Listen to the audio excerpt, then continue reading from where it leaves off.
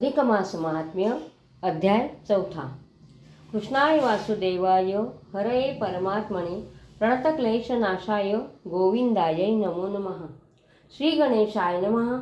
श्रीकृष्ण धर्मराजाला म्हणाला, मी तुम्हाला पूर्वीचा इतिहास सांगतो. ही पांचाळी तुमची पत्नी पूर्वजन्मी मेधावी नावाच्या ब्राह्मणाची कन्या होती.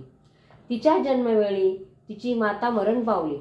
पित्याने तिचे प्रेमाने पोषण केले. तिला त्याने पुष्कळ विद्या शिकवून चतुर केले. ती वयात आल्यावर इतर स्त्रियांची लग्ने झालेले पाहून आपलेही लग्न व्हावे असे तिला फार वाटू लागले.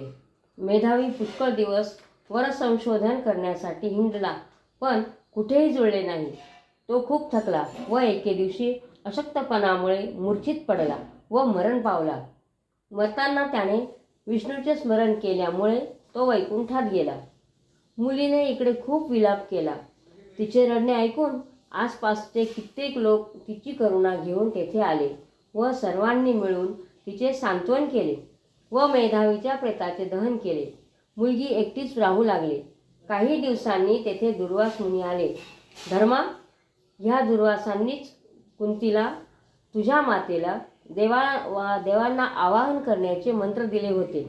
हे फार ज्ञानी व शीघ्रकोपी आहेत. ते दीर्घायुष्य आहेत. माझ्या बाबतीत त्यांची एक कथा सांगतो.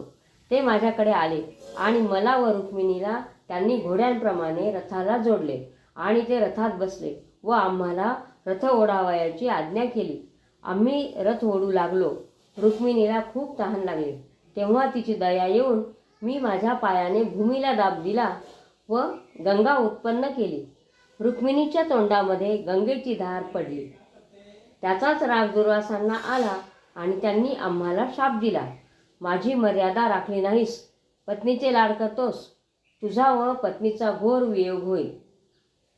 तर हा वियोग जो झाला तो राम अवतारात हा शाप मला भोगावा लागला म्हणे. हे दुर्वास मुनी त्या कन्येच्या घरी आले. तिने त्यांचा पाहुणचार केला, आपली ओळख सांगितली व त्यांनी म्हटले, मेधावी ऋषी धार्मिक व तू त्यांची कन्या ज्ञानी व व्रतस्थ आहेस. कैलासाहून बद्रिकाश्रमात जाताना तुला भेटून जावे म्हणून आलो. तुझे कल्याण असो.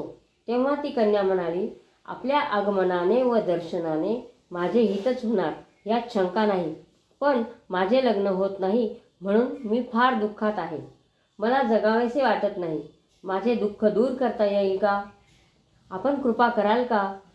मला उत्तम वर मिळावा म्हणून मी काय करू? असे बोलून ती उदासपणे स्वस्थ राहिली. आणि पुढे काय घडले ते आपण पुढील अध्यायात ऐकू. गोपाळ कृष्ण भगवान की जय.